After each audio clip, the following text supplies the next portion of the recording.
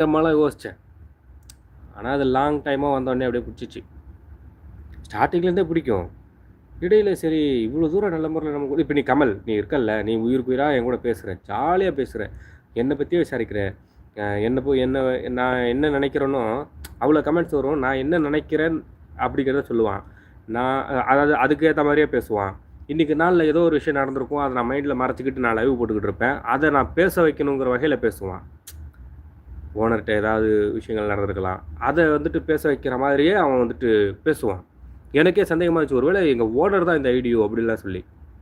இவன்கிட்ட நான் எந்த விஷயங்கள்லாம் பேசுறேனோ, அது அடுத்த நாள் வந்துட்டு கடையில வந்துட்டு கிளியர் ஆகும். இல்லன்னா எந்த விஷயம் சிக்கல்ல இருக்கோ, அது இவன்ட்ட இவன் என்ன பேச வைப்பான்.